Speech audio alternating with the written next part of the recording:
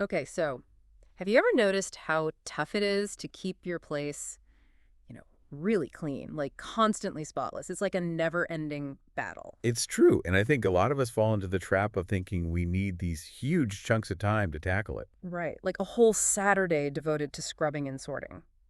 But then this episode we're diving into dusting off your day. They're all about like fitting it into those little cracks in your schedule. Which honestly is way more realistic, That's right? right. Not many of us have that luxury of entire cleaning days. Exactly. And it actually makes a lot of sense when you think about it. Small, consistent actions, that's their whole thing. It's not just them, though. There's a ton of research, habit formation, and all that that shows, tiny changes, but you do them consistently. Way bigger impact in the long run. Sneaking in a workout for your house, kinda. Mm. Okay, so they break it down by time of day, which I kinda dig. First up, the morning boost routine. Yeah, they're all about starting small, like really small, Hmm. like making your bed. Oh, I know, I know. I used to roll my eyes at that one. Like, come on, does it really matter? Right, but there's something to it. Okay, so I actually tried it.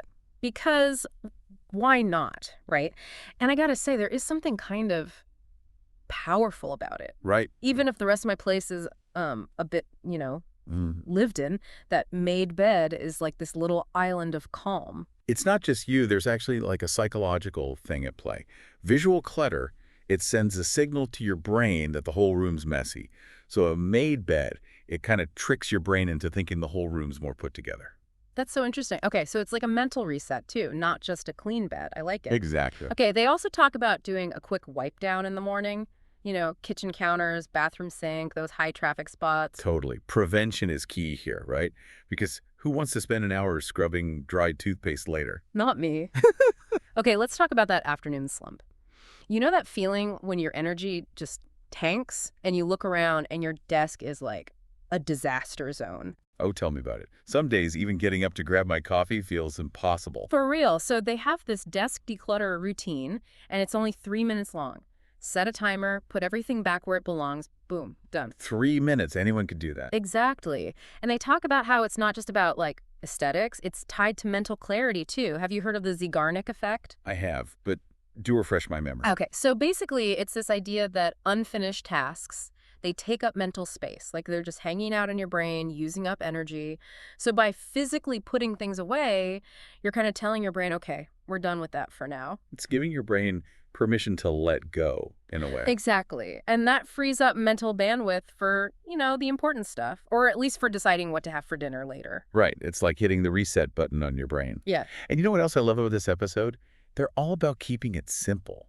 Like they have this tip about using a cordless vacuum or even just a broom for quick cleanups, Mm. especially in those high traffic areas. Yes. Why make it harder than it has to be, right? Sometimes the simplest tools are the best. Totally agree. You don't need all the fancy gadgets, just what works for you. Okay, so let's fast forward to the end of the day. We're hopefully relaxed, winding down, but we don't want to wake up to a disaster zone, right? Oh, the worst. Waking up to yesterday's mess. No, thank you. And that's where their evening wind down routine comes in. Like, how do we prevent that, oh no, not this again feeling first thing in the morning? Because seriously, who needs that kind of stress before their coffee? Right. So their big thing is a 5-minute pickup before bed. Love it.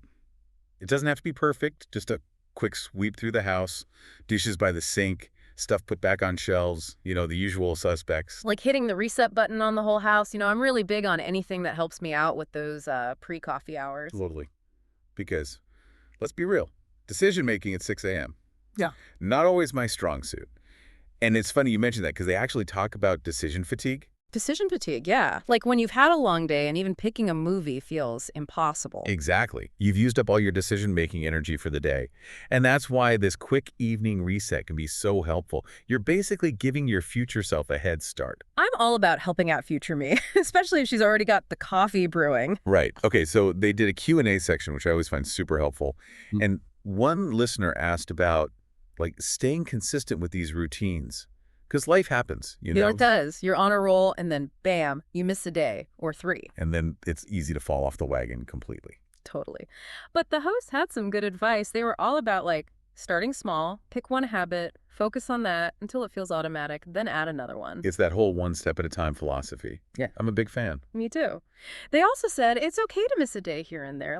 Give yourself some grace. Life is messy, literally. And they had this great listener tip about using a clutter basket. Have you ever tried that? I have. It's surprisingly effective. Like, instead of having those little piles of randomness all over the place, Right, mail here, toys there, that robe sock that magically appears. you just have this designated spot to toss things. It's like a holding zone until you have a minute to put everything away properly. Exactly. Because who hasn't stared at a pile of clutter and thought, ugh, I really should. But then life gets in the way. All the time. But with a clutter basket, it's like you're giving yourself permission to deal with it later, guilt-free. Exactly. And then you can tackle it all at once when you have a free moment, instead of letting it drain your energy little by little throughout the day. So smart. You know, one thing I really appreciated about this episode is how they connect cleaning to, like, your well-being. It's not just about having a spotless house. It's about how it makes you feel. Right. It's all connected. Mm. Our environment really does have a huge impact on our mood, our focus, our overall sense of well-being. Totally. So we're not just cleaning our houses, we're creating a more peaceful headspace. Okay, so before we wrap things up, this whole clutter basket thing got me thinking. Such a simple but effective idea. Right, it really is. And I bet there are a ton of different ways to use it depending on your space and your, clutter personality. Absolutely. Like for some people, it might be by the front door for shoes and bags. For others, it might be in the living room for toys or books.